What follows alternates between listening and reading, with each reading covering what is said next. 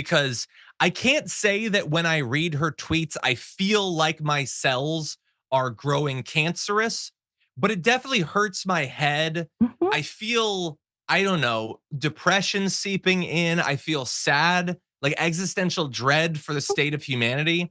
And all of that, it must mean something. So I'd like the CDC to investigate the effect of exposure to Marjorie Greene's tweets. And in particular, if we could focus on the period after the maximum length of the tweet was increased, I think that's more likely to cause cancer because she uses every character she can, and that can't be good for people's health.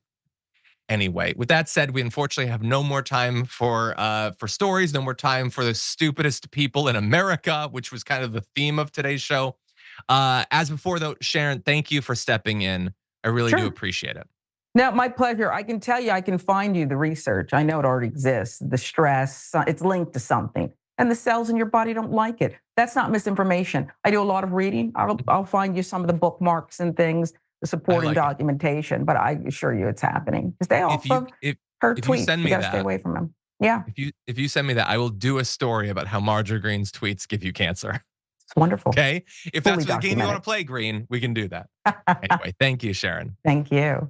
And everyone out there, Yaz will be here tomorrow. We'll still have Big News Wednesday. Francesca will be here. So lots of fun coming up this week. Become a Tier 3 member if you want to hang out with our members hangout coming up on Thursday. For now, though, stay safe out there. Stay sane out there. And we'll see you soon.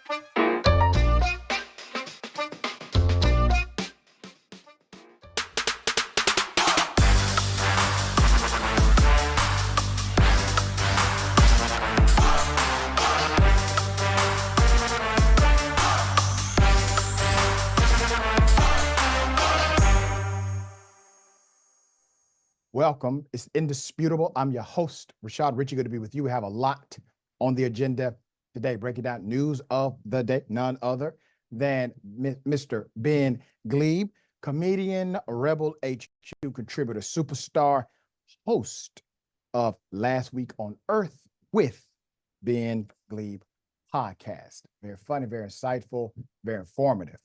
All right, top story of the day. They're still doing it. Arresting teenagers against the law, interrogating them contrary to statute. All because, well, a white female accosted a 10-year-old kid, according to the report. Here it is.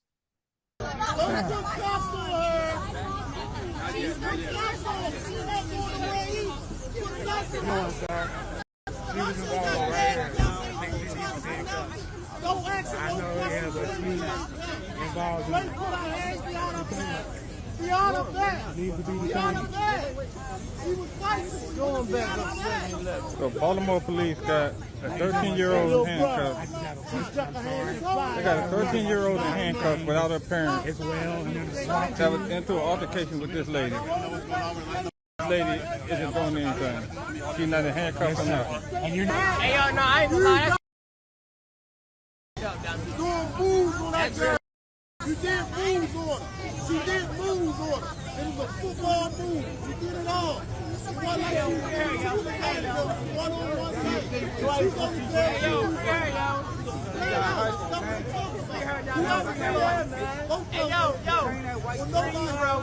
This is the sergeant. Sergeant is looking like he definitely doesn't have command, seeming clueless, not wanting to do anything, based on my opinion. Put up the contrast picture, full mask.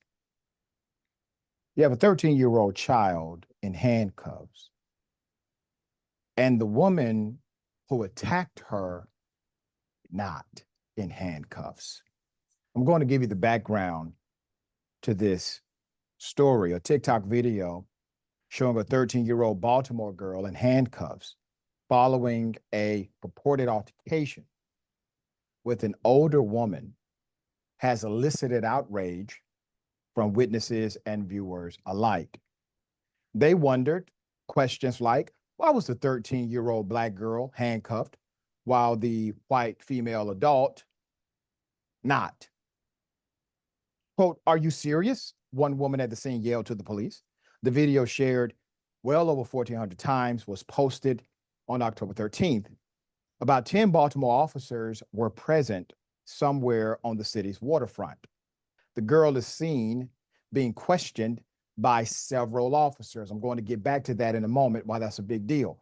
Arms behind her back, hands in cuffs, while not more than 20 yards away, the older woman, unrestrained, can be seen talking casually with a cop amid catcalls from onlookers.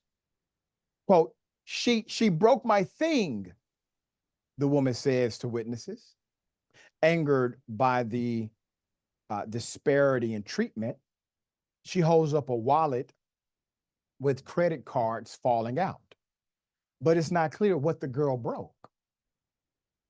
The teen girl remains calm as she talks to police. One person in the crowd gets her attention, telling her not to talk to the officers until her mother arrives. That's actually the law.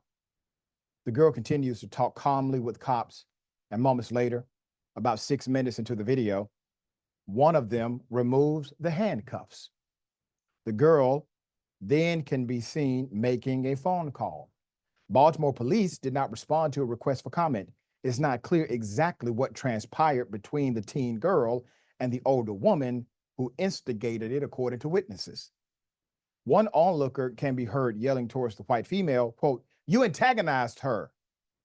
Why did you antagonize that kid?" After about 10 minutes, the crowd begins to disperse. The man who shot the video, known on TikTok as Congo Larry, summarized what he had just witnessed. "That's what you call white privilege," he said. "They put a 13-year-old in handcuffs and the white woman jumped on her. They were both in an altercation. They put the 13-year-old Black girl in handcuffs and her just standing there talking about the white female adult. It doesn't appear any charges were ever filed. None. No charges at all. Congo Larry says on his page that the girl was turned over to her mother. Police drew considerable criticism on TikTok for how they handled the incident. Quote, "This angered me to my soul," wrote one viewer. Another quote, "Baltimore Police Department should be ashamed," end quote, opined another. "Why are they talking to her without an adult? Why is this child in handcuffs?" asked another viewer. Now, Maryland has specific laws, just like any state, as it relates to how police are able to lawfully interact with a minor. Some of these laws are similar, but they do have variation. In Maryland, according to Maryland law, police overstepped their bounds.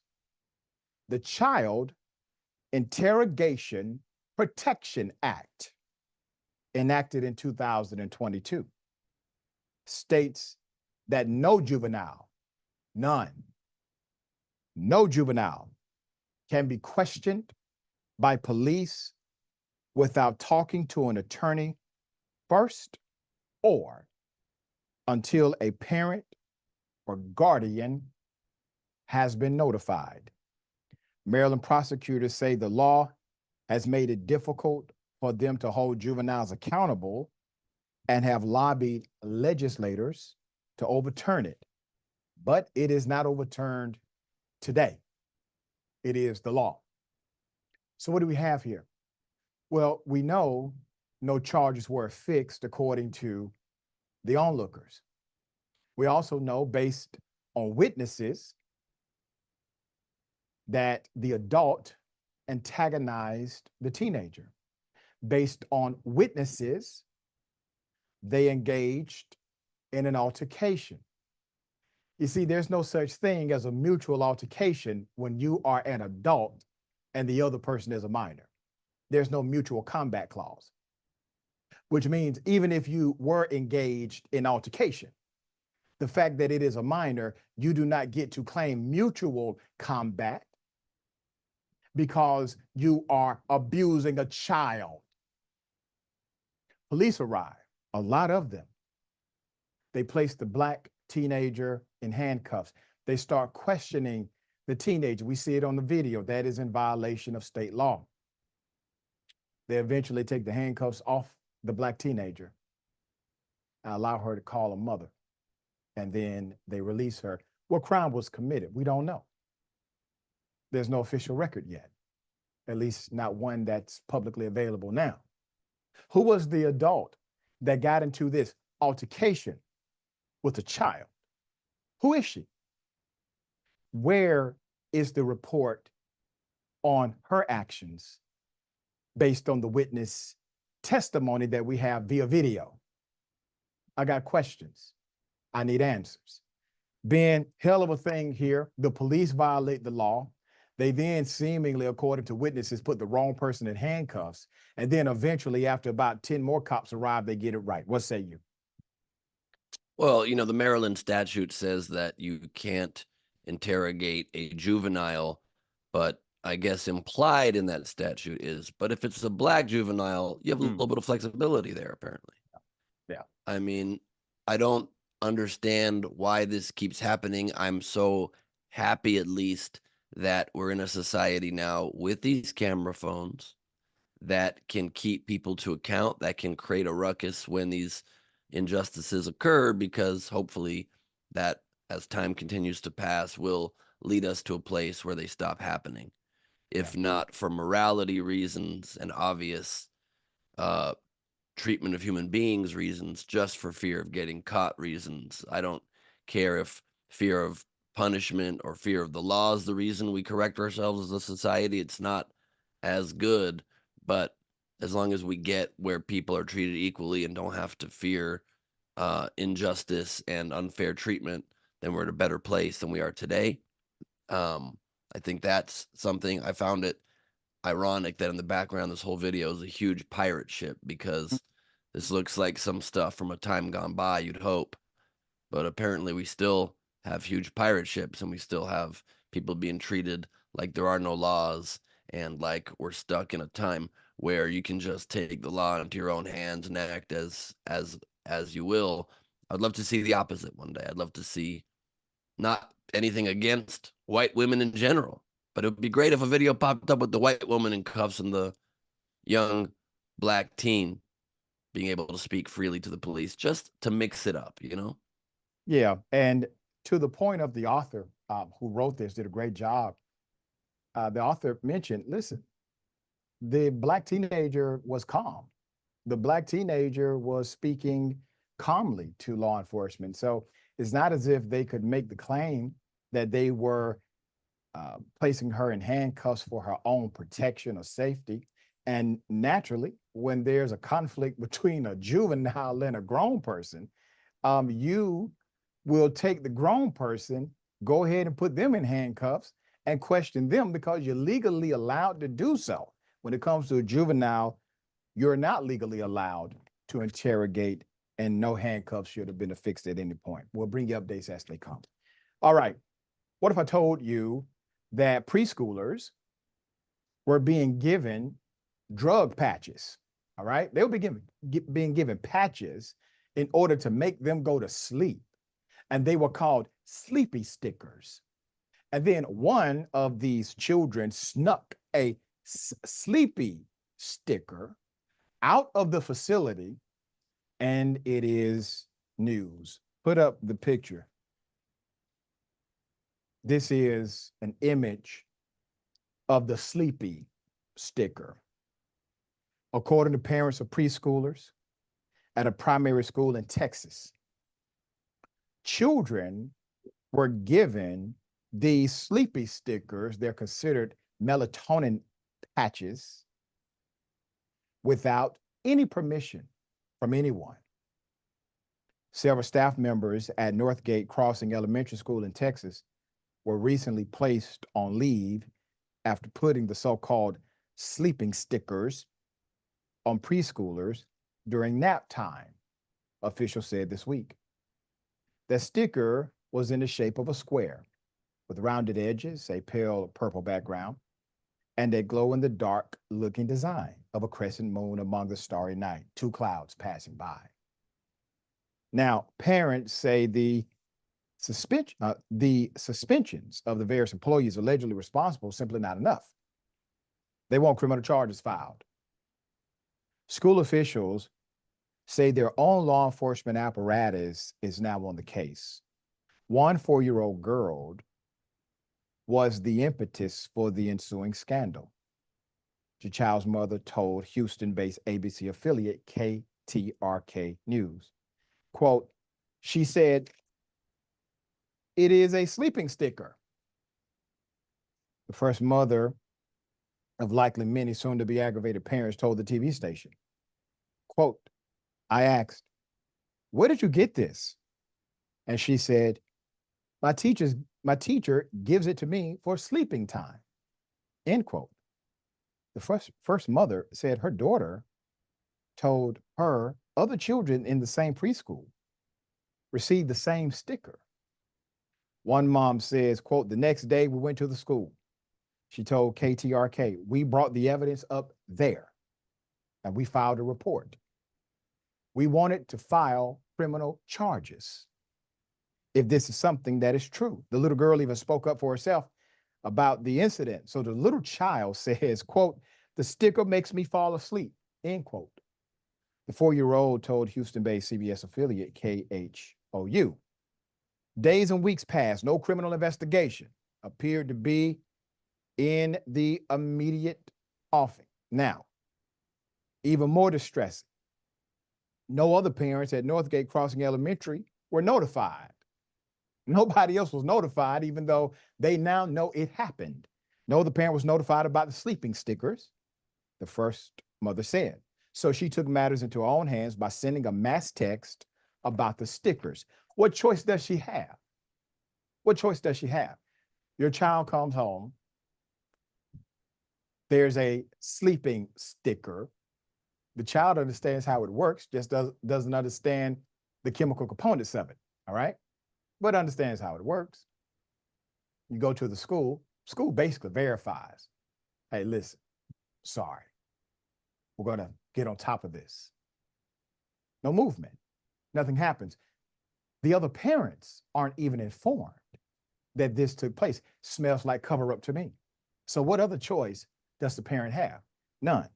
The active ingredient in the patches appears to be melatonin, an over-the-counter dietary supplement commonly used as a sleep aid. The supplement is generally intended for adults only. It is currently unclear whether melatonin supplements are safe for children. That's according to the Mayo Clinic, because they have not done enough research on it. The third mom said she recently noticed a series of unfortunate changes in her son. Quote, every night, my son will come home, she told KTRK. He's staying up, he's not sleeping. Parents were formally notified on Tuesday about the stickers. At least 2 teachers and 2 professionals were suspended over the saga. Now, the institution, Northgate, they released a statement. The statement reads, in part, Northgate Elementary Administration was notified by a parent that their child was given a sleeping aid patch in the classroom by their teacher. Upon learning of the allegation, the teachers in that classroom were immediately removed and placed on administrative leave. As a precautionary measure, 2 paraprofessionals in that classroom have also been placed on administrative leave pending the ongoing investigation by the Spring ISD Police Department, as this incident violates our board policy FFAC local. Let's back up for a moment. Now, who's investigating? The school. The school is investigating. ISD, that's Independent School District. The police work for the school. The police work for the governing agency that now has been in violation of administering this sleep aid. The teachers are representatives of that governing authority. Why in the world are they investigating themselves in a matter like this? This isn't skipping school. We're not talking about truancy. We're talking about a sleep aid patch. There's more. The safety of our students is our highest priority. And we take every allegation of misconduct seriously. We ask for our community's patience as the SISD Police Department conducts their investigation. That's fine. Let's have a concurrent investigation, just to keep everybody honest. Let's have an investigation of an agency outside of that particular school district, not under the control of the school board. Let's do that. I think that's fair. All right, Ben, hell of a thing. And this is why it's so problematic, dear brother. One, you don't have enough information, obviously, to understand how adult doses of melatonin will impact a child. And already multiple parents are complaining about adverse conditions or behavior exhibited by their children. 2, you don't know what other drug they're on that could have an adverse interaction with the current drug being administered to them. And 3, obviously, it's being done so in an unlawful manner without the permission, direct consent of parents. What say you? You make great points that I hadn't thought of, because I would have just thought bunch of loud, annoying kids, sleep patches, great idea. And that's why I'm not allowed around kids to be around children. Right. That's why I don't have that job. Instead, I have the job commenting.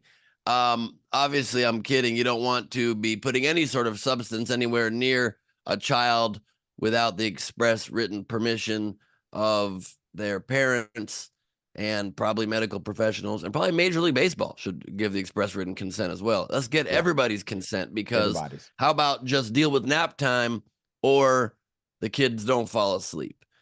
If you don't want to deal with noisy, loud, annoying kids, here's an idea. Don't work with kids. Get other jobs. Right. There's apparently all kinds of openings. There's apparently openings at McDonald's, because they're even looking for former president convicts to do that job. So there's a lot of openings where you're not needing to be near people's children. And if you want to give sleepy patches to kids so bad, have your own kids. Then you can give them whatever you want and nobody's upset. I mean, even then there's laws regulating it, I assume. But at least then you can claim you know what's best for your own child. People giving patches filled with substances, like you said, that could be interacting with other drugs. And we all know this is America in 2024.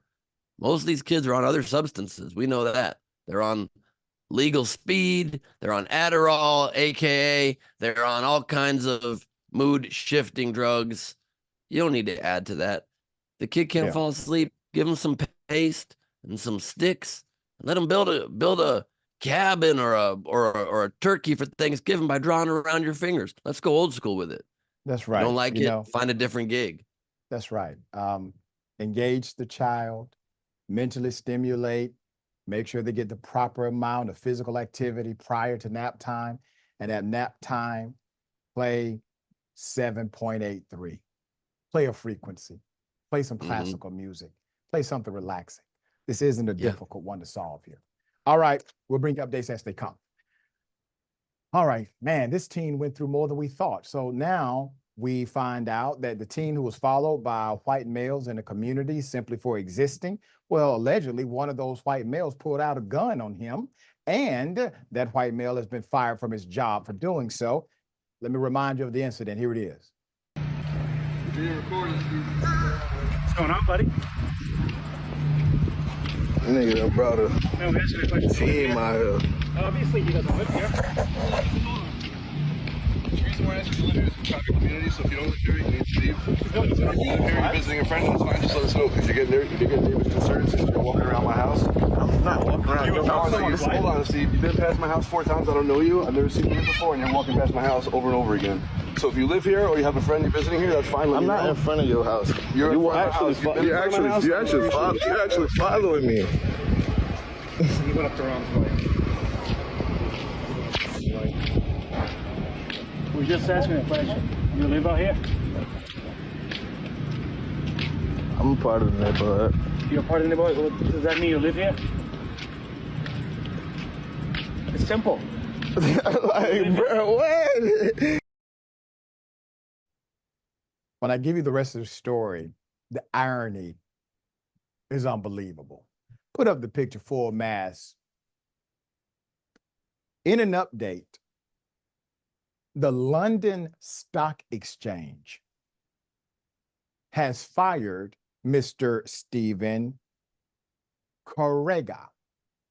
Stephen is one of its British employees living in the United States. Because the British employee living in the United States allegedly racially profiled an American citizen in his own neighborhood. You cannot make this up. After a racial profiling incident in which the black teen was followed around his own community by several white residents, including the employee, who allegedly also pulled a gun.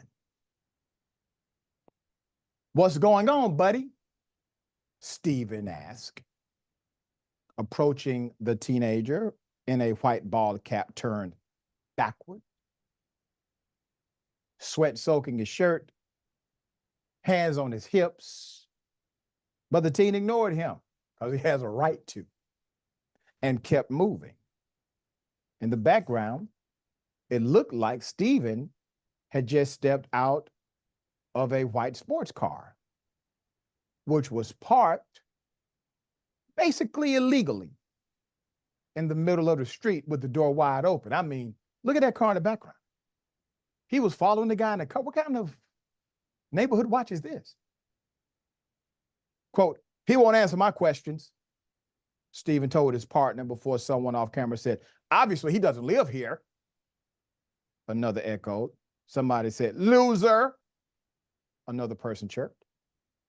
From there, Stephen falsely accused the teen of accosting his wife. You went up to my wife, he said flatly. The teen immediately denied it. Bro, I didn't go up to your wife, bro, calmly adding, I don't know what you're talking about. I think I could walk around my neighborhood, the teen said firmly.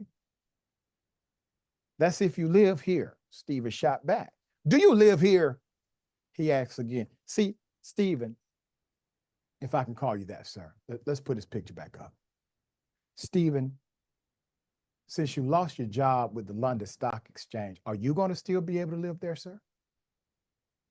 Will you be able to make that mortgage payment? Can you pay off your fancy sports car now? Sir, are they going to now follow you next time you come to your community? You should have been standing up for the young man. Okay? You should have said to those who are following him, guys, what are you doing? He has a right to walk in the community.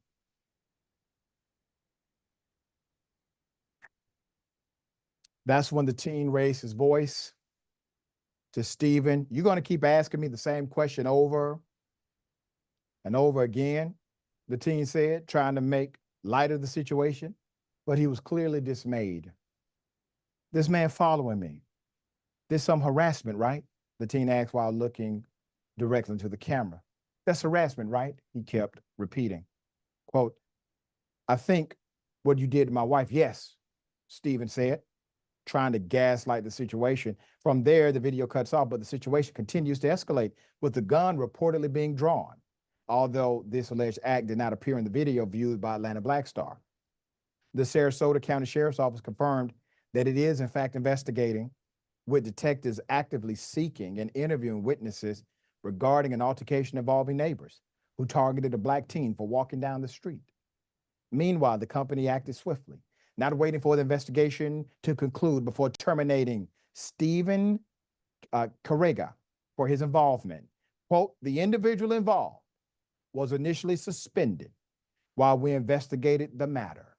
An LSEG spokesperson said in a statement that didn't name the employee, but said the investigation is now concluded and the individual's employment has now been terminated. Put it up. Okay. Now that's why he wears a hat, because his hairline begins somewhere mid-angle of the head. Stephen's face was clearly visible in the video, and online posters like Danish swiftly identified him, leading to a flood of angry messages directed at the London Stock Exchange Group on social media. A groundswell of voices called for the global financial markets company to take immediate action.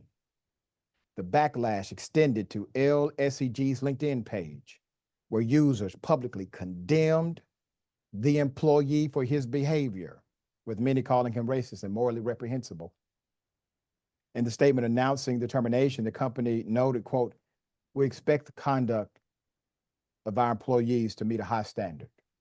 LSEG operates a zero tolerance policy against any form of racism, discrimination, prejudice, or harassment. The company likely had a conversation with him, likely. That's not obviously conclusive. And whatever he provided in that conversation, if that conversation happened, led them to conclude he engaged in either racism, discrimination, prejudice, or harassment, or maybe all four.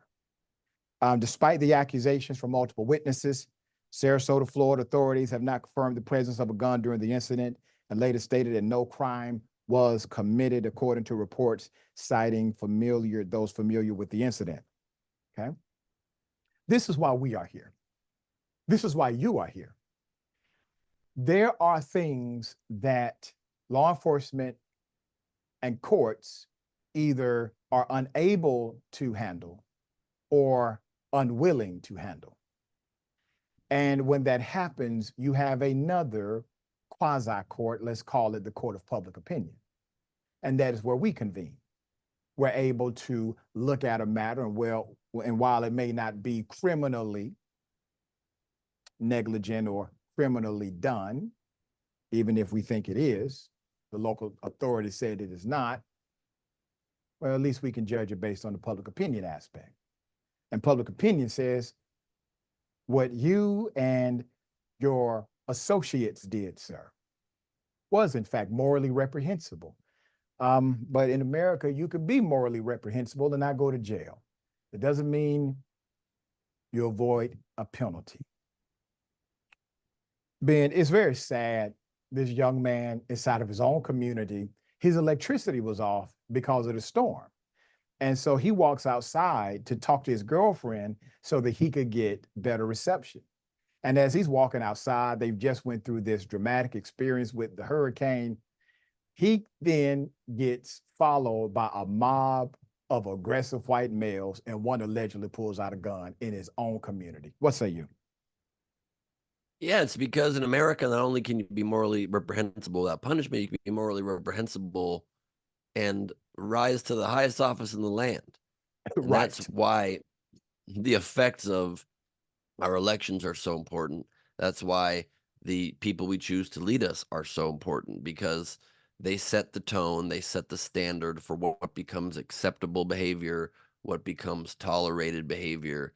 And you just hope that we can continue to evolve to be a place with tolerance, a place with understanding, a place that gives our neighbors, our fellow humans, the benefit of the doubt. We're clearly not there yet. I hope we're getting better on the whole. And you're right. A big part of that is because you can't have legal statutes for everything, nor should you for everything. And that's why it's great that you have independent media. That's why it's great you have shows like Indisputable that can shine a light on these moments of darkness so that we can realize that there are sort of citizen nationwide global patrols out there that are just keeping an eye on what's right, what's decent, and how to treat people. And we'll call them out when people fall short of that and when people harass people for just no damn good reason. That's And right. so that's the best we can do in instances like this, but I'm glad we're doing it. That's right. They're going to learn today. All right, we got more on the other side. It's indisputable. Stick and stay.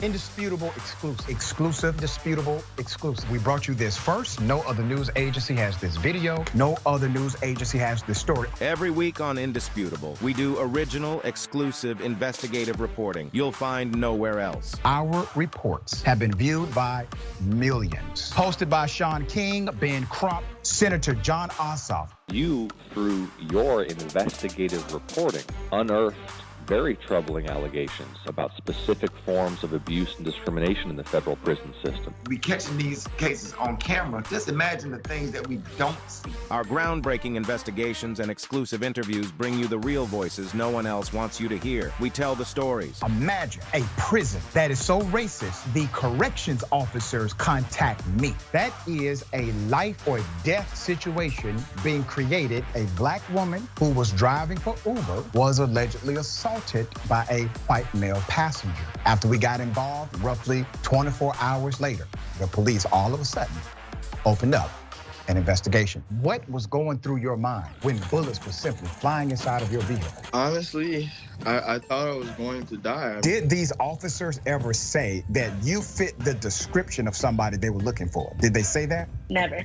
Okay, that means they lied. And we want you to be part of our truth-telling movement. Send pictures and video of stories no one else is telling and a 1 or 2 paragraph summary of the story to Indisputable's exclusive tip line at indvideos@tyt.com. If you have more information about what's happening at this particular facility, please let me know. Together, we're challenging the system, and together, we're making a difference. I have the entire background to this story, and it is going to make your blood boil. Indisputable with Dr. Rashad Ritchie, unveiling the truth, empowering the people. Weekdays at 2:30 p.m. Eastern, 11:30 a.m. Pacific.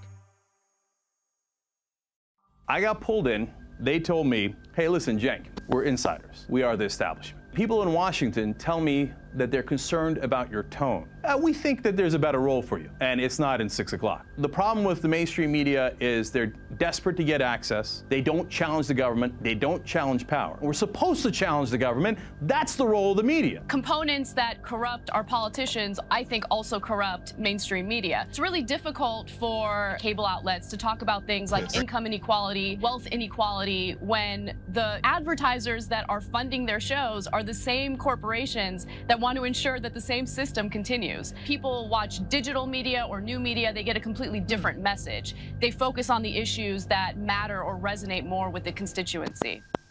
We need to know one thing. Is the corporate media incompetent? Corporate media, I can't hear you. Establishment press, where are you? I can't hear you. But the media's position I am clear on. Everything is pro-war, so everything is just framed that way. In this case, I mean, war is inevitable, right? I mean, the defense contractors should get a couple more $1 trillion. You ready for the stunning results? Only 6% of people say they have a great deal of confidence in the press. Wakey, wakey, okay? Progressives don't like the media either. You know why? It's the corporate media. Corporate media sounds like a conspiracy. Wait. Who owns you? Multi-billion-dollar corporations, public corporations. Right? You have to be corporate media because corporations own us.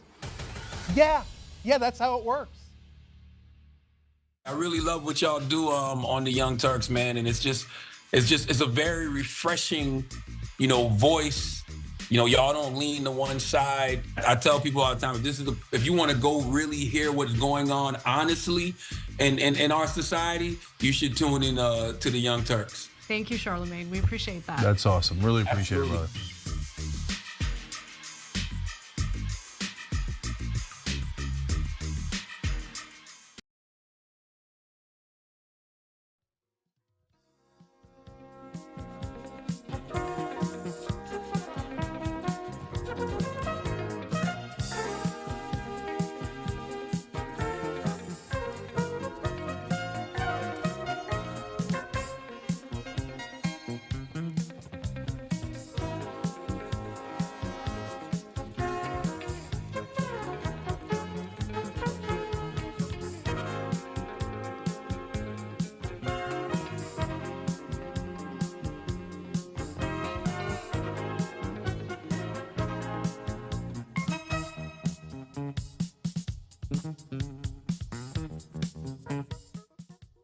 All right, welcome back. Okay, Ben got some big news coming near you. Ben, tell them what's happening. We have a very exciting event during this run-up to this very important election.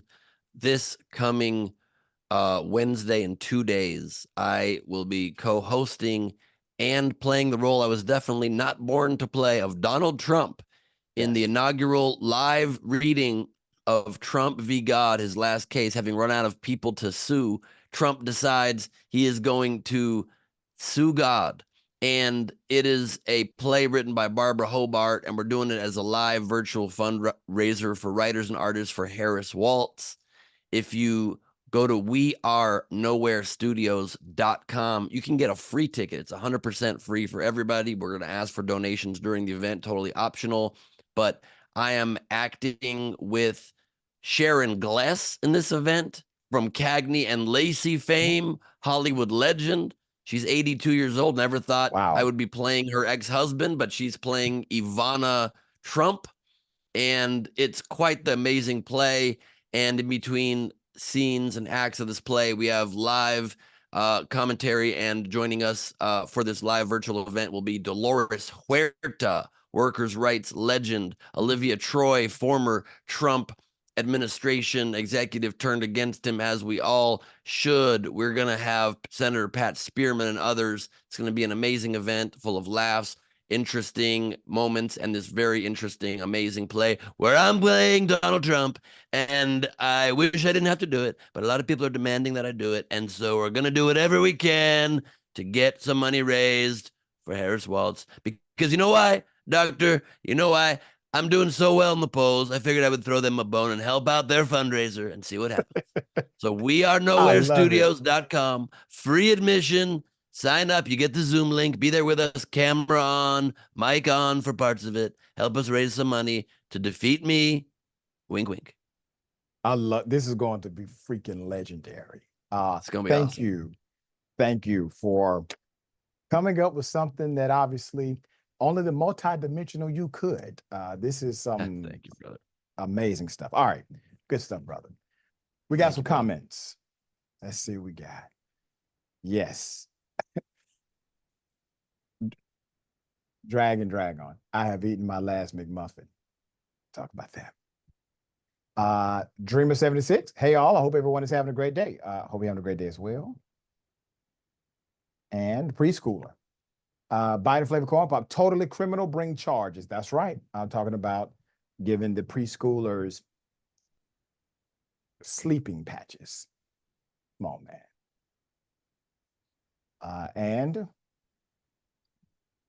Lynn says, I thought public streets were open to the public, whether or not they live on the street or neighborhood. That's correct. You are 100% right.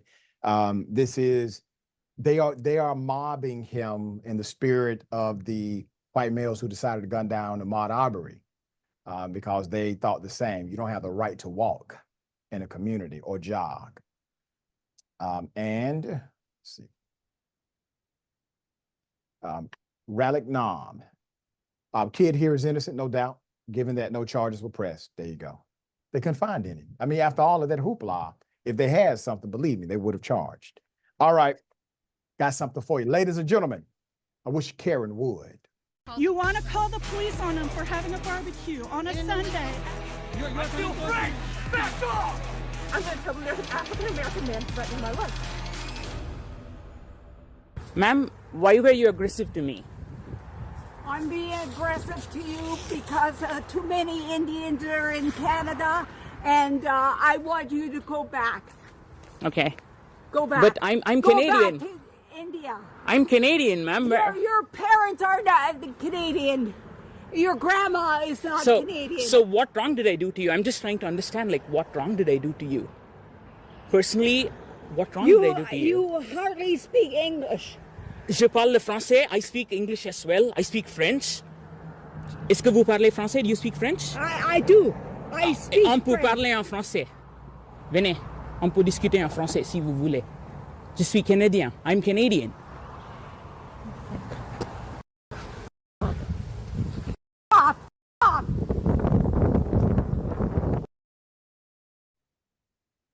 She told him to F off after clearly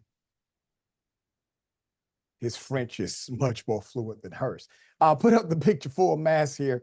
Karen, Karen, you're too damn old to be caught up like this. Okay, we've been here before, Karen. Had this conversation previous. The man in the video, Ashwin Anamali, works as an advocate for housing reform in Ontario. He documented more of his experience on X. So first, he writes, she wrongly assumed I am Indian and I must leave immediately. When I challenged her very politely, she went about her racist rants. She also is upset that there are Black people in the community.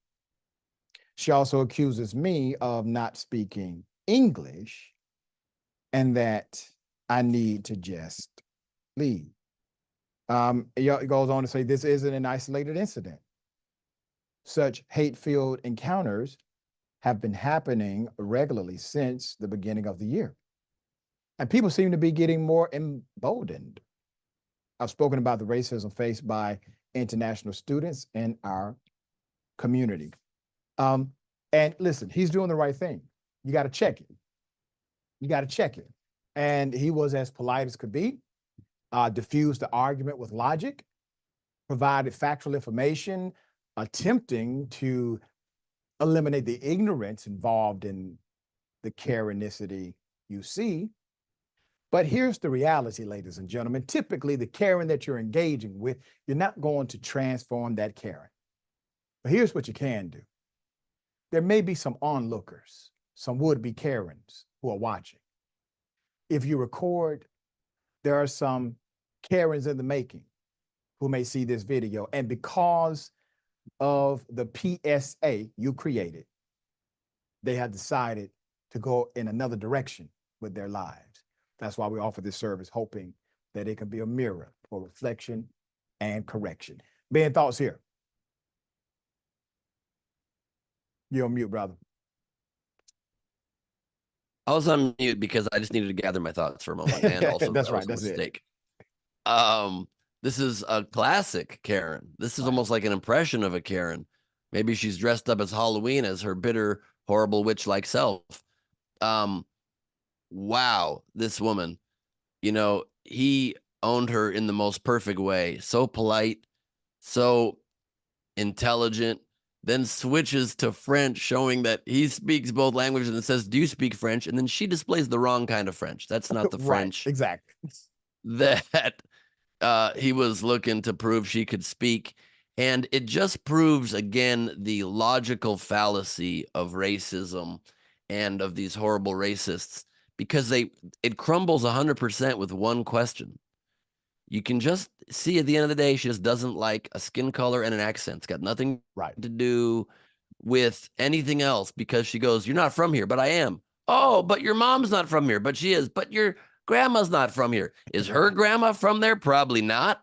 And if so, who cares? It's geography. It's where you happen to be born. It's happenstance. It doesn't make you better or worse than any person on this earth. You just don't want an accent. And that's your problem, Karen. You should be okay with it. You should tolerate it. But what you certainly shouldn't do, because you can be a judgmental, horrible witch in your own private time, but you can't say it out loud. You can't bring it out into the public square. You want to be bitter? You want to live a life where you're sitting there and be upset? That's your right to do as a free person, but you cannot do it when it infringes on the happiness, the joy, the freedom, the ability to live a carefree life when you're not doing harm to any others, by approaching somebody with your emotional, racist, unpleasant, bitter, bigoted baggage. That is on you. You keep that in your own head, seek therapy, or just go cry into a pillow and keep hoarding magazine covers, whatever it is that you do. Keep adding cats to that house. Right. Whatever brings you, yeah, exactly right. Whatever brings you a little modicum of happiness in your very sad, bitter world, but you bring it outside, you become, quite honestly, the enemy of any good person out there, and you're going to be called out, and you're going to be held to account. That's right. We're fighting for a caring-free society. Absolutely. All right. As I said, Doc, in my last special, The Mad King, we just need a more chill planet without a Karen in the world. That's right. That's right, brother. All right. Donald Trump likes big penises and McDonald's. Here it is. But Arnold Palmer was all man, and I say that in all due respect to women, and I love women. But this is a guy that was all man. This man was strong and tough, and I refuse to say it, but when he took showers with the other pros, they came out of there, they said, "Oh my God, that's unbelievable." I had to say it. We have women that are highly sophisticated here. All right, let's put up the picture of Donald Trump as he's seemingly reminiscing. And this took him to his happy place. Now, I don't think I've ever seen Donald Trump so authentically smiling before. I mean, he's not being menacing. He's not being a jerk. He is giving another human being a genuine, authentic compliment that brings a smile to his face. Now, yes, it happens to be about the genitalia of another man, but that's on him. There's nothing wrong with that. Okay? Now, I'm starting to understand the P. Diddy Trump connection here. One of the late legends, golf Arnold Palmer's daughter, calls Donald Trump's reference to her father's genitalia, quote, "a poor choice of approaches," end quote, to honoring his memory adding, but she wasn't upset by the remarks. Quote, "There's nothing much to say. I'm not really upset," Peg Palmer Wares, 68, told the Associated Press in an interview on Sunday. "I think it was a poor choice of approaches to remember my father, but what are you going to do?" All right, and let's go back to Trump's happy place again, okay? If Donald Trump thinking about the size of another man's genitalia makes him that happy, who are we to interfere with that kind of happiness? I'm glad he's found something. All right. Also, videos of Trump also went viral this weekend after he was working the drive-through. Wait, please, Doc, before you go to the McDonald's part, you got to let me comment on the penis part. There's too much for me to comment at once. I need these separated. I was trying to do it like a straight news story, just get all the way through it. But go ahead, No, bro. please. No, I need a moment. Here because you're so right in your very astute commentary here. Not only is this the most genuine compliment and most real smile Trump's ever given, but also the only time he's even spoken respectfully about women. It made him such a good person to just get lost in the dreaminess of Arnold Palmer's apparently large penis. He goes, "We've got many very respectable, sophisticated women here. Yes. I'm just picturing my boy's enormous junk." I mean, it's incredible, if I may switch languages myself, because it's wild. I never knew this about Arnold Palmer. Apparently now, when you go half lemonade, half iced tea, we know how how he was stirring it, and I did not want it stirred in that way. I didn't want him stirring the pot in this election like this. But all the workers in the back, they would literally fall for and follow anything this man says, regardless of how odd it is. You could even see some of the workers in the back at first were like, "Is he talking about what we think? Okay, let's laugh and get on board with it." It was so weird and so strange, and also such a tacit admission, just belied under what he was saying, how small his own penis is. "There are some men out there with great penises, some even normal sized, and it's really wonderful to honor them in this way. A lot of us with miniature baby carrot junk just want to bow our heads in reverence to the great Arnold Palmer. Sometimes he'd play golf without even swinging a club. He would just swing his own self around, and boom, that ball goes flying." So really a very eloquent moment in presidential politics. The choice is yours in less than 2 weeks. America, please. I mean. Yes. Now the McDonald's stuff, please, Doc. and now the McDonald's video. Here it is.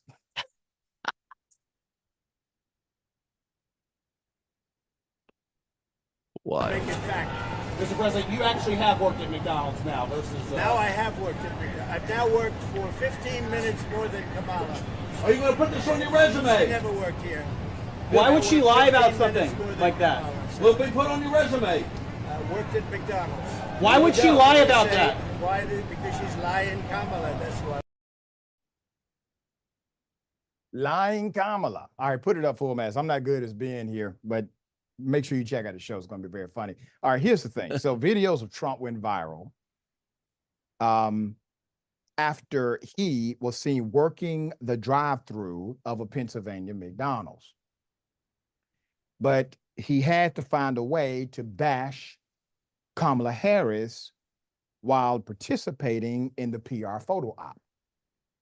For weeks, Donald Trump has vowed to visit a McDonald's after claiming Harris lied about her experience as a fry cook at the fast food establishment. Harris claimed to have worked at a McDonald's in California during the summer of 1983. The New York Times spoke with a friend of Harris at the time who backed her claim. Wanda Kagan, a close friend of Ms. Harris's when they attended high school together in Montreal, said she recalled Ms. Harris having worked at McDonald's around that time. Answering questions by email, Ms. Kagan said that Ms. Harris's mother, who died in 2009, had told Ms. Kagan about the summer job years ago. Ms. Kagan said she herself had also worked at one of the fast food chains, many franchises in those years. Quote, "That's what us regular folks did," Ms. Kagan wrote. "Still, She indicated that it had not been a frequent topic of conversation for Ms. Harris. We didn't talk much about our McDonald's days back then, she said. So the only person who's putting on here is the Donald. Okay, he's the only person putting on. He's fake working at a McDonald's. And saying that Kamala Harris back in the 80s definitely did not work at McDonald's. And where's he getting this from? Because she didn't talk about it much. I worked at a fast food restaurant, a few of them. I don't talk about it all the time. But it's not a fictional story. If I talk about the times I worked at a fast food restaurant. In our teenage years, many of us took jobs, 15, 16, and 17, fast food restaurants. One of the fastest places to get a job because they were intentionally hiring the emerging worker, teenagers. But this, on top of the, well, his happy place, hell of a thing. But you know who loses? Republicans. I'm talking to you for a moment. You lose in this scenario. Why? Because he's not concerned about your policies. He's not concerned about your ideas. He's not concerned about your solutions. He doesn't care about remedies. He cares about public relations. He cares about marketing. He doesn't care about you. All right, Ben, thoughts here? Well, I mean, from happy place to happy meals, this has been the great week of Trump's life. And I hope that he gets to live out his dreams starting in about 2 weeks from now. I hope he gets to slow down in his very elderly, clearly going kind of kooky old age. And I hope he gets to reminisce about the genitalia size of his favorite athletes and work at a McDonald's or go crash one and ask to serve in the fryer. I think it's a great use of his time. It's the best use of his non-existent skills.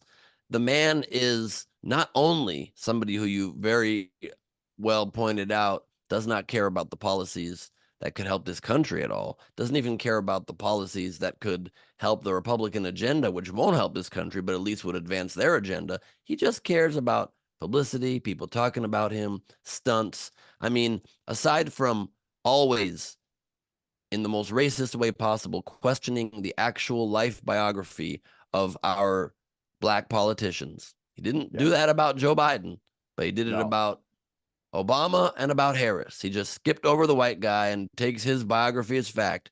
But also, why would anybody ever make up working at McDonald's? It's not the flex Trump thinks it is. So it's obviously racist. But aside from the fact that the man just needs attention and headlines around himself, he's the clearest grifter of all time. Just in the last 2 months or so, while running for president, a job, I've done it. You're overwhelmed, you're inundated, you don't have a free moment to yourself if you actually care about it. Plus, while he's fighting these trials, so he has even less time than a candidate normally would, he has launched a cryptocurrency that is failing to get money from his followers. He has launched golden sneakers. He has launched a Bible with his name on it.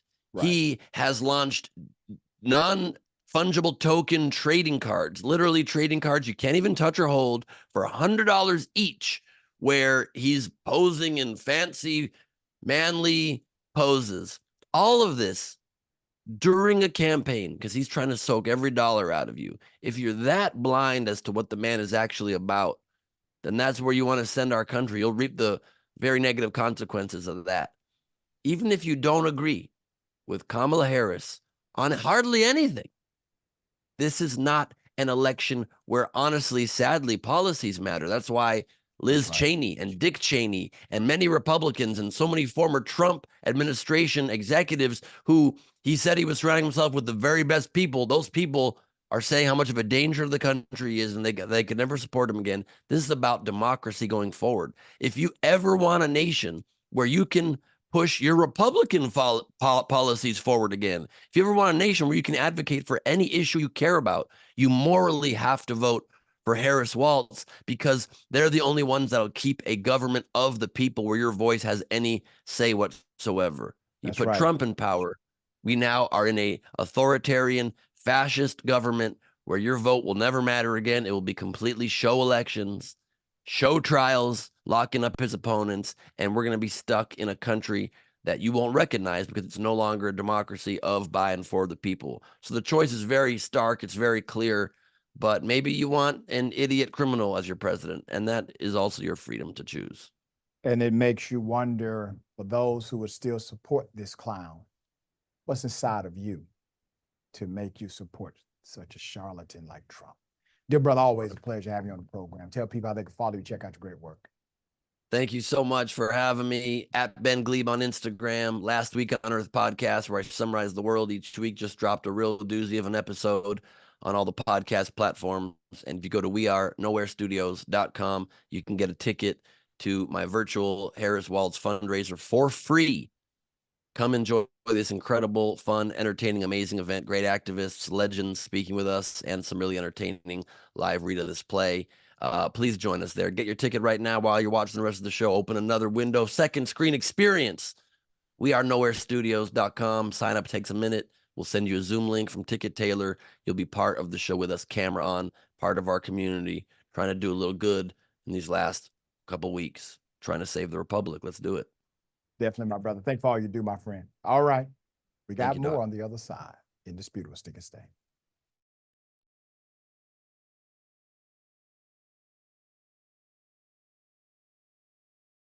Now I'm going to do something very different here and read some one-star reviews of the Young Turks on Apple Podcasts. Donnie Franchise said, pretty much it's like listening to a trash compactor. Someone else said, negative, anti-American propaganda. And others said, out of context, misquotes, typical leftists who are afraid to debate, just smear. These two would be perfect for CNN or MSLSD. Well, Donnie, you might have a point, because I feel like a trash compactor right now after taking in all those garbage reviews. But thanks for listening anyway. We are, in fact, unapologetically progressive. And if you're not ready for bold commentary, then we're not the show for you. On the Young Turks, we speak up about the issues that matter, and we want to make positive change happen. And now here's why we actually do the show. Mariel Morales said, found this podcast from the True Crime Podcast, Fruit Loops, and other great progressive podcasts. I've become an instant fan of the Young Turks. Great conversation, great takes, very well composed, factual podcast, very informative. Love to hear that. Z55 said, it's a joy to experience such awareness and intelligence from fascinating people. And Anna is gorgeous and brilliant. Apparently I'm just fascinating, but I'll take it. Paul for Progress said, news well delivered. Appreciate it.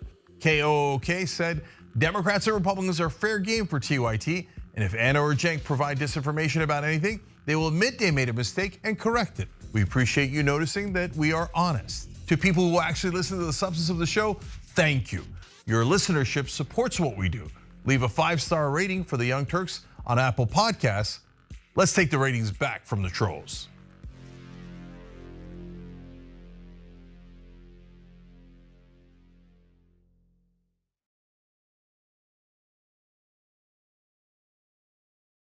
At TYT, we depend on our audience to help us deliver the news and try to fight for positive change. We've been doing that for 22 years because of you guys. So now, because of our new campaign, there's some awesome perks that come along with supporting the Young Turks and to get us through this storm. That's why, for example, one of the perks is the Riders in the Storm t-shirt. There's other fun things like me leaving a voicemail for you guys.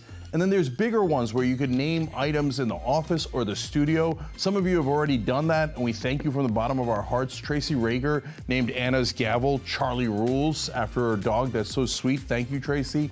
Jeffrey Manzer named my studio light.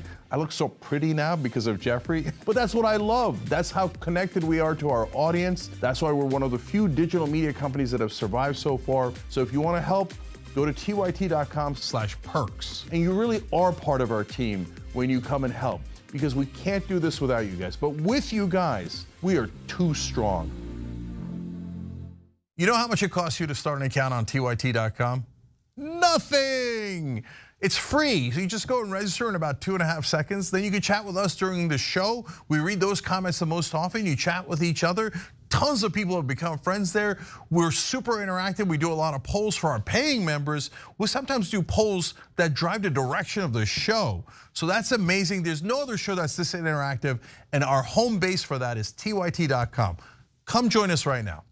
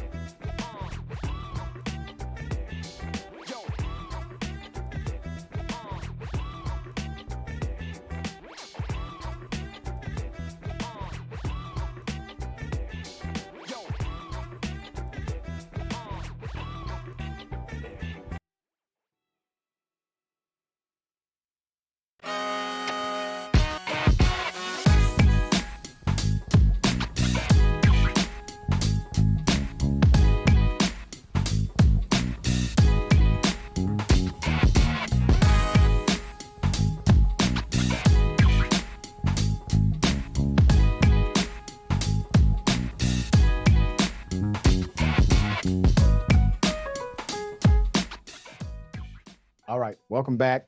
A lot of show left. Let me read some of these amazing comments. Lynn says Trump has worked 15 minutes more than he's ever worked before. That's a true statement.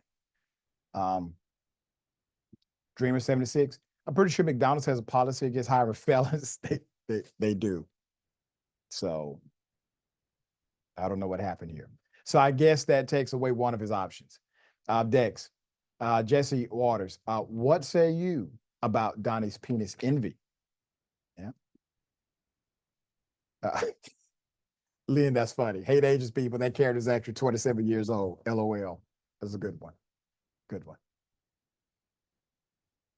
And By the Flavor Corn Pie. She ain't speaking French or even English now. LOL. Wow. Libriel.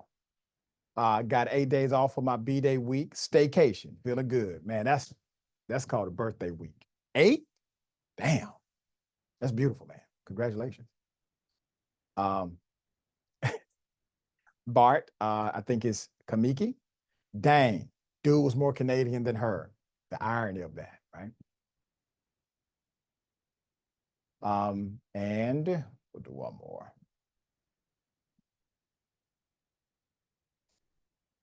Yeah, some good Karens get caught up in this stacked NFL. My cousin's name is Karen. She wants to change her name because she is not a Karen. I have a few friends like that as well. All right. Okay. A cop fatally shoots a black man in the back during a foot chase. Here's video.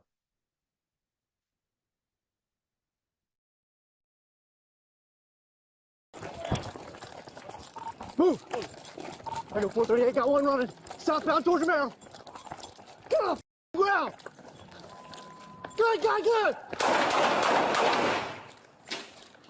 Get off the ground!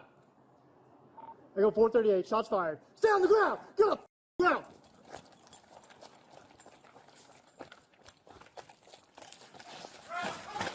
Get on the ground, dude! Stay on the ground! 2282, I got him at. He's got an 18. Do not move your hands. Okay. Just stay right there. Put your hands above your head. Hand above. I get that. Put your hands above your head. Keep them right there. Yeah. Do not move. Where you shot at? Don't move. I see that. Stay right there. Stay right there. Okay, well, we're going to work on you, bud. I need you to roll over. Put your hands behind your back, Just put your okay? Put up the picture full mass. Now, let me give you this horrific story. A Florida sheriff's deputy fatally shot a fleeing black male in the back earlier this month after the man pulled out a gun from his waistband. But body camera footage released Thursday shows 30-year-old Dejon Hayden never pointed the gun at the Jacksonville Sheriff's Office deputy.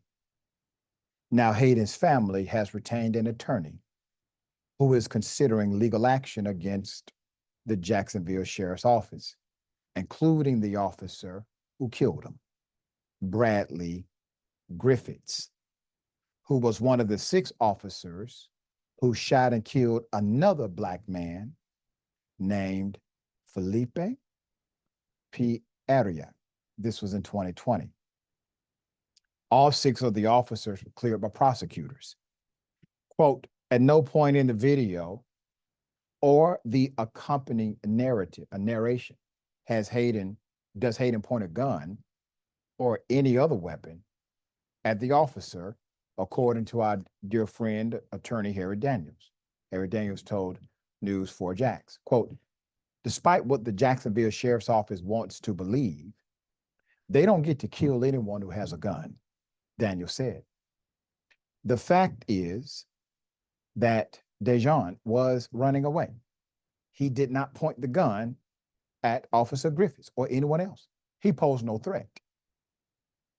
Mike Shell, Jacksonville Sheriff's Office Chief of Professional Standards, pointed out that Hayden was not allowed to carry a gun because of previous felony convictions. Quote, Hayden was a 4-time convicted felon, having served time in Florida State Prison for charges including possession of a firearm by convicted felon and carrying a concealed firearm, said Shell in a critical incident report video posted on the department's YouTube channel. Quote, as a convicted felon, Hayden was legally prohibited from possessing a firearm. Hayden was a former documented gang member of the now inactive 3200 Block group and was a target in Operation Wrap Up. Shell said Operation Wrap Up began in 2018 and was focused on felons displaying firearms in music videos they would post to social media. Okay. The incident took place on October 10th as Jacksonville sheriff officers were conducting surveillance on a group of Black men speaking into a Facebook Live stream video. Shell said the men were flashing guns, but that is not visible in the video posted by the sheriff's office. Instead, it shows them clowning around and speaking into the video, generating comments from viewers. Then voices from the officers can be heard off camera, ordering the men to get on the ground. One of the men who said he was Hayden's brother immediately got on his knees with his hands in the air. However, his brother took off running, prompting a foot chase. The shooting was not captured on the live stream video except for the gunshots that can be heard off camera.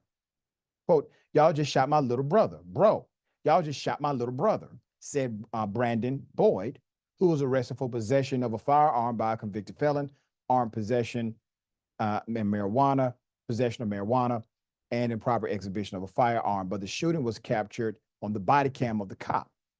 Quote, during the foot pursuit, Officer Griffiths commanded Hayden to stop running multiple times, said Shell in the critical incident report. Quote, rather than comply with his directive, Hayden continued running and pulled a firearm from his waistband. Seeing the gun in Hayden's right hand, Officer Griffiths yells, gun, gun, gun, and fired his JSO-issued firearm, striking Hayden. Shell continued. Hayden fell on the ground, dropping the gun. After the shooting, Hayden stood back up and took off running, leaving the gun on the ground where he had fallen down. He ended up collapsing on the front porch of a house where he was arrested by the officers. He was transported to a local hospital. He was pronounced dead. No one is disputing that he had a gun or that he should not have, said Daniels, the attorney for Hayden's family. But the JSO doesn't get to kill someone over a status crime, Daniels continued. They don't get to shoot someone in the back because they're running for their lives and it looks like they're going to get away. If they do, any of us could have a target on our backs. Shell said the investigation may take up to a year to determine if the shooting was justified.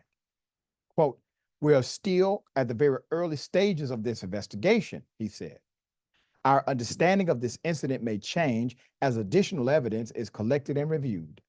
We do not draw any conclusions regarding whether the officer acted appropriately with respect to the law or JSO policy until all the facts are known and the investigation is completed. Harry Daniels is making a larger point. The larger point simply says you cannot kill someone because they're running away, even if they are guilty, perhaps, of a status crime. This is not an active crime, meaning nobody is actively being harmed. They know this. And the justification is already starting to set in. They're saying he's part of a gang that's no longer a gang. It's a former gang. He's a former gang member then. They're saying that he was showing a video, showing a firearm on a video, but the video they provided shows he did not show a firearm on the video at all. And yes, Harry Daniels is correct. If this is allowed, that means that the cops are able to legally shoot you in the back if they assume you are guilty of a status crime. Or more updates to come. All right. We've covered this story since day one. We have the update now. Racist Kentucky student gets jail time for a racist assault. Remember the video? I hope. Could you stop, please? No. Could you stop? No. Thank you. I'm You're a bitch. Oh, Jesus. I did not get paid enough for this. Exactly. Thank you. Thank you. You're a bitch. You're a bitch. Yeah. I got the phone video. Me too. I got the phone. You're a bitch. You trying to get me to get her to like get chairs and things? No, I'm drunk. You're drunk. You're a bitch. Put up the picture for a mask. Remember Sophia Rosing? Yeah. Her racist attack on Kyla Spring.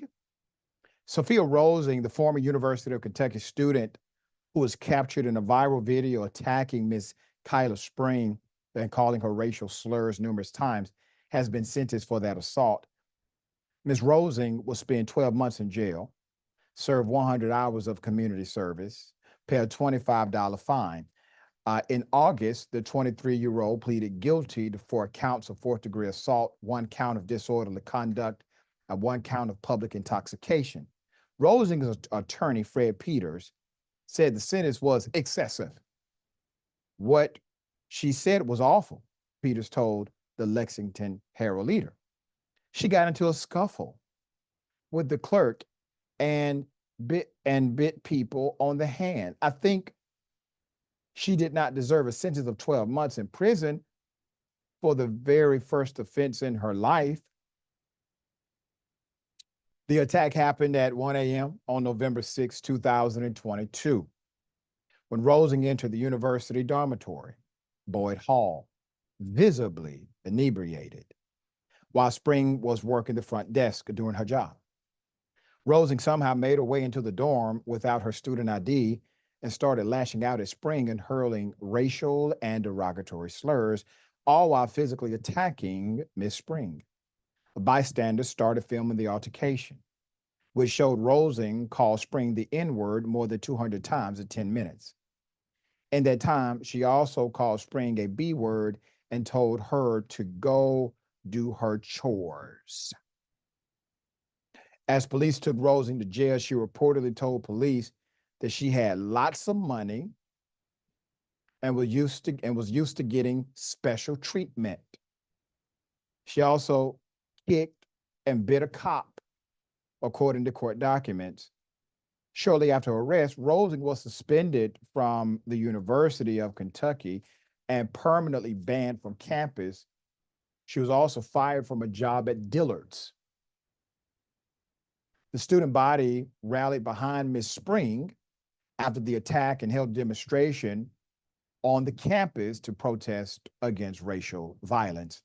During a plea hearing in August, Rosing reportedly apologized to Ms. Spring during a mediation. However, Ms. Spring said that Rosing never mentioned the racial slurs and motivations behind the attack during the hearing. Quote, "I feel that a person that is remorseful takes actions that are moving towards proving they're remorseful, not just words," Ms. Spring told Lexington 18 News. "I forgive her more for myself. I was raised not to hold grudges. I was raised that we give people forgiveness because God forgave us." That's right. That's right. And forgiveness is to give you freedom. Forgiveness is to give you freedom. Move on. That is a blessed thing. The justice system, in my opinion, was light on her because it could have charged her with felony assault on a police officer. Those charges she received for the assault on Ms. Spring could have easily been upgraded to a felony charge as well. They were not. And so her 12 months, to me, is light, not too heavy. We got more on the other side. It's indisputable. Stick and stay.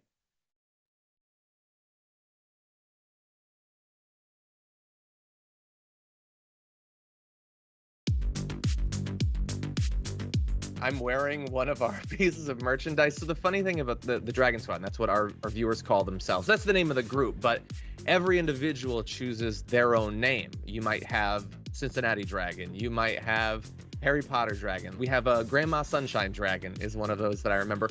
These are people that like to have an element of themselves, their lives, what's significant to them reflected as a part of the community. But the concept of the Dragon Squad is just something I threw away as a joke. I was mocking the Proud Boys, these like right-wing groups that come up with a name for themselves that they think is cool, but it's actually really lame. And I thought, you know, off the top of my head, I can come up with something that's still kind of lame, but much cooler. And so I threw out Dragon Squad, and I just moved on with my life.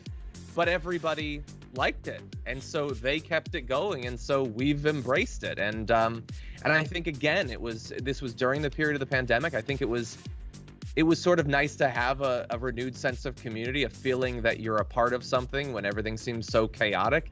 And as a result of that, we've got independent artists online streaming, making beautiful digital art of dragons. We've got, you know, we've released a number of pieces of merchandise that people love sending us photos of them. And then, by the way, for me personally, people send me, like you can probably see in the background, like a knitted dragon someone sent me.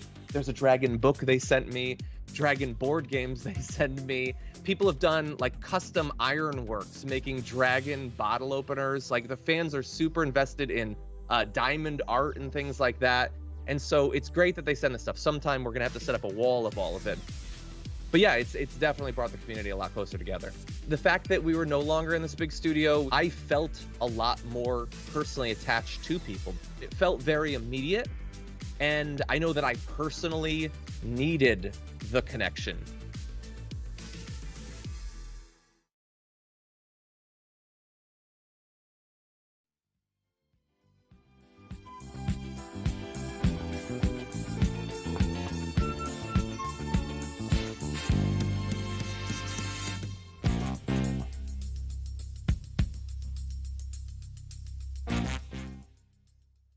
All right, welcome back. I got a question for you. What in the red state hell? You can take a gun, shoot somebody in the face. It's not hard. Sometimes it might even be fun if they're a godless commie. Now, what they're trying to do is sneak the COVID vaccine in your salads. I hate math. Somebody say amen.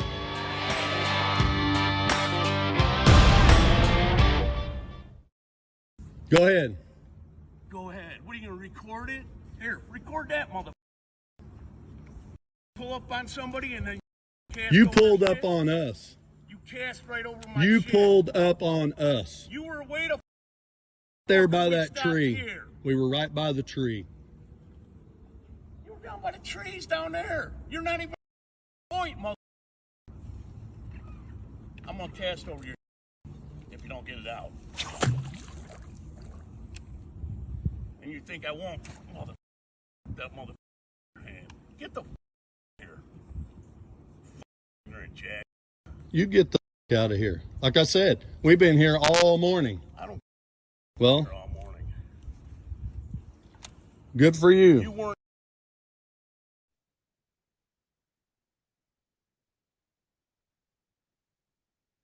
I'm from Glenwood Road. When we say pull up, it's a different connotation. I thought something more was about to transpire. I'm glad nobody was hurt. Okay. But I need someone to explain to me, what the hell did I just see? All right. That's all I got. Remember, take care of yourselves, take care of each other, take care of the planet. Remember, the truth is always indisputable.